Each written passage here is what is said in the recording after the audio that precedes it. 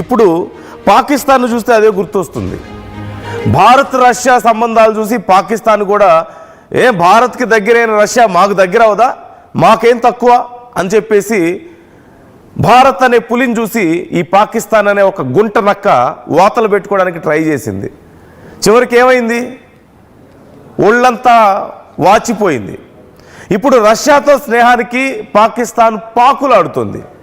పుతిన్ని కలిసేందుకు టర్కీకి వెళ్ళాడు పాక్ ప్రధాని షహబాజ్ షరీఫ్. షహబాజ్ను కలవడానికి కనీసం పుతిన్ ఆసక్తి కూడా చూపించలేదు. దాదాపు పుతిన్ కోసం షహబాజ్ షరీఫ్ 40 నిమిషాలు వెయిట్ చేశాడు. కూర్చొని కూర్చొని కూర్చొని విసిగెత్తిపోయి ఇక పుతిన్ రాకపోవడంతో టర్కీ అధ్యక్షుడు దగ్గరికి వెళ్ళి పుతిన్ అక్కడ ఉంటే అక్కడికి డైరెక్ట్గా భేటీలోకి వెళ్ళిపోయాడంట. ఆ లోపలికి అనుమతి లేకుండా వెళ్ళడంతో ఆ పుతిన్ సిబ్బంది ఏమో అతన్ని పక్కకి నెట్టేశారు. ఇది ఇప్పుడు సోషల్ మీడియాలో పెద్ద ట్రెండ్ అయిపోయింది. అనవసరంగా అవమానపడ్డం తప్ప ఏదైనా ఉందా? గతంలో చైనాలో కూడా మనం చూసాం. చైనాలో ఓ పక్క నరేంద్ర మోదీ, ఇంకో పక్క జిన్పింగ్, ఇంకో పక్క పుతిన్, వీళ్ళు ముగ్గురు కలిసి చాలా గ్రాండ్గా అలా నడుచుకుంటూ వెళ్తుంటే ఒక దొంగలాగా పక్క నుంచి దిక్కులు చూస్తూ నించున్నాడే తప్ప కనీసం ఎవరైనా పట్టించుకున్నారా? ఇప్పుడు మరొకసారి మొన్న మధ్య కొంత హడావుడి చేశాడు పుతిన్తో భేటీ అని చెప్పేసి, మీటింగ్ అని చెప్పేసి. కనీసం అక్కడ ఇయర్ ఫోన్ పెట్టుకోవడం రాక, ఏం మాట్లాడాలో తెలియక, మన దేశాలు కూడా బాగా వ్యాపారం చేయాలని చెప్పేసి పుతిన్తో మాట్లాడాడు. ఆ చైనా సందర్భంలోనే పుతిన్తో మొత్తానికి చాలా కష్టపడి అప్పుడు భేటీ కుదిరింది. పుతిన్ షహబాజ్ షరీఫ్ మాట్లాడుతుంటే నవ్వుతూ ఉండిపోయాడు. ఆ ఇయర్ ఫోన్ పెట్టుకోవడం రాక, ఎలా వాడాలో తెలియక ఆ విషయంలో కూడా ఇబ్బంది పడుతుంటే, కనీసం వాళ్ళ స్టాఫ్ వచ్చి ఆ విషయంలో హెల్ప్ చేయకపోతుంటే అంతర్జాతీయ వేదికల మీద పుతిన్ నవ్వుతున్నాడు, ఇంకో పక్క ప్రజలందరూ నవ్వుకుంటున్న పరిస్థితి.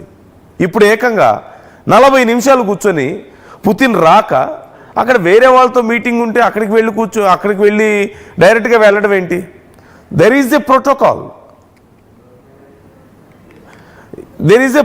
For everything. ఒక్కసారి నాకు ఆ విజువల్ ఫుల్ స్క్రీన్ ఇవ్వండి పీసీఆర్, ఆ టాప్ విజువల్. సో మనం చూస్తున్నాం, అదిగో అక్కడ పుతిన్తో భేటీ అని చెప్పేసి కూర్చున్నాడు. వెనక జెండాలు పెట్టారు, 2 చైర్లు వేశారు. వెయిట్ చేశాడు. ఎంతసేపటికి రారే AD? He waited for 40 minutes, 40 నిమిషాలు. ఏ దేశ ప్రధానికి కానీ, ఏ దేశ అధ్యక్షుడికి కానీ ఇలాంటి పరిస్థితి ఉంటుందా అసలు? అలా ఉందంటే వాళ్ళ వాల్యూ ఏంటో ఒకసారి మీకు అర్థమవుతుందా? ఇదే అంటారు పులిని చూసి నక్క వాతలు పెట్టుకోవడం అని. చివరికి ఏమైంది? ఒళ్ళంతా వాచిపోయింది. అక్కడే టర్కీ అధ్యక్షుడితో ఎర్డోగన్తో పుతిన్ భేటీలో ఉంటే డైరెక్ట్గా లోపలికి వెళ్ళిపోయాడంట. లోపలికి వెళ్ళిపోతే అక్కడ పుతిన్ స్టాఫ్, పుతిన్ సెక్యూరిటీ పక్కకి నెట్టేశారు. ఇంతకంటే అవమానం, ఇంతకంటే పరువు తక్కువ పని ఇంకేదైనా ఉంటుందా? సో దేనికోసం ఇదంతా? దేనికోసం ఈ పాకులాటంతా అంటే ప్రతి దాంట్లోనూ భారత్తో కంపేర్ చేసుకునే ప్రయత్నం. కంపేర్ చేసుకోవడానికైనా సిగ్గుండాలి కదా కొంచెమైనా. కనీసం అర్హత అయినా ఉందా పాకిస్తాన్ని కంపేర్ చేసుకోవడానికి? భారతదేశంలో ఉన్న వాళ్ళే చాలా సందర్భాలు భారతదేశ పౌరులే చాలా సందర్భాల్లో పాకిస్తాన్తో భారతదేశం కంపేర్ చేసుకోవడం ఏంటి, మనకు సిగ్గుండాలని చెప్పేసి మనల్ని మనం విమర్శించుకుంటూ ఉంటాం. So that is their range. పాకిస్తాన్తో కంపేర్ చేసుకోవడం ఏంటి? కానీ పాకిస్తాన్ మాత్రం భారతదేశంతో కంపేర్ చేసుకోవాలని ప్రయత్నిస్తుంది. అసలు ఆ స్థాయి ఉందా? మనంతా ఎదగాలన్న ఆలోచన ఉండడంలో తప్పులేదు. మనం ఎలాగైతే అగ్రదేశాలను మించిపోవాలని ప్రయత్నిస్తున్నామో, ఇప్పుడు టాప్ 5లోకి మనం ఎలాగైతే వచ్చామో, అఫ్కోర్స్ జీడిపిలో మనం టాప్ 5లో ఉన్నాం.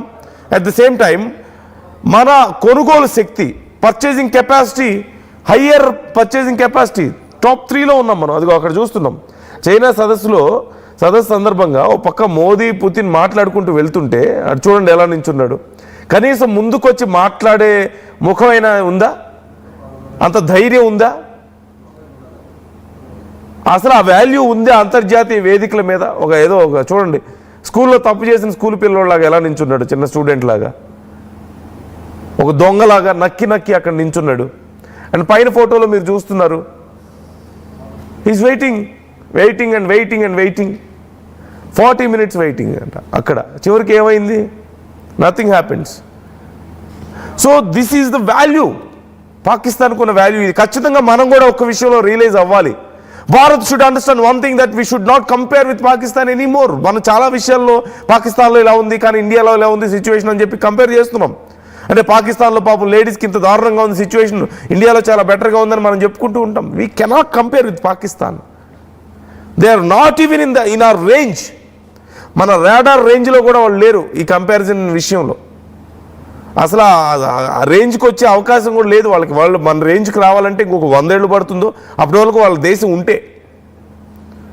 ఎందుకంటే రెండు దేశాలకి ఒకేసారి స్వతంత్రం వస్తే అటు పాకిస్తాన్ ఏర్పడింది కదా ఒకే సమయంలో కదా. కానీ మనం ఎక్కడున్నాం? రష్యా అధ్యక్షుడు మన దేశానికి వస్తున్నాడు, మనం వాళ్ళతో పోటీపడి అమెరికాతో పోటీ పడైనా సరే మేము వ్యాపారం చేసుకుంటామని చెప్తున్నాం. మన సొంత టెక్నాలజీతో ఫైటర్ జెట్స్ తయారు చేసుకుంటున్నాం, మన సొంత టెక్నాలజీతో గన్స్ తయారు చేసుకుంటున్నాం, మిజైల్స్ తయారు చేసుకుంటున్నాం. బ్రహ్మోస్ మిజైల్ వరల్డ్లో one of the best missile. ఇప్పుడు కనీసం 20కి పైగా దేశాలు మన బ్రహ్మోస్ కోసం పోటీ పడుతున్నాయి, మాకు అమ్మండి అని చెప్పేసి. That is where we are. Pakistan ఎక్కడుంది? They are begging America, they are begging China, మాకు ఫండ్స్ ఇవ్వండి. మొన్న దురంధర్ మూవీ మనం తీసాం కదా, మన ఇండియన్ ఏజెంట్ గురించే కదా తీసింది. చాలా గొప్ప సినిమా అంటున్నారు, చాలా బాగా ఉంది సినిమా, మనం చూస్తున్నాం, చాలా మంచి రేటింగ్స్ వస్తున్నాయి. ఇప్పుడు ఈ సినిమా గురించి పాకిస్తాన్ ఏడుస్తుంది. ఏమని ఏడుస్తుందో తెలుసా? పాకిస్తాన్లో పబ్ ఉందని, ఆ సినిమాలో హీరోయిన్ పబ్లో డాన్స్ చేస్తూ ఉంటుంది, అక్కడ హీరో వెళ్తాడు. So there is no pubs in Pakistan ఆ టైంలో అసలు. అండ్ హీరో బైక్, ఒక కాస్ట్లీ బైక్ యూజ్ చేశాడు అందులో, రణ్వీర్ సింగ్. సో ఆ బైక్, అలాంటి బైక్స్ మా దగ్గర ఎక్కడ ఉన్నాయి? మా దగ్గర అన్ని స్ప్లెండర్లు ఇలాంటివే కదా మా దగ్గర టాప్ బైక్స్ అంటే. You can't see sports bikes in Pakistan. ఒకవేళ చూసినా ఎంత ప్రైస్ ఉంటుందో తెలుసా? మన దగ్గర 10 లక్షలు ఉండే బైక్ అక్కడ కోట్లలో ఉంటుంది. మన దగ్గర ఒక 20 lakhs ప్రైస్ అనుకుంటే, ఒక సూపర్ బైక్ కాస్ట్ 20 lakhs అనుకుంటే, they need to spend almost 1.5 crores 2 crores for that bike.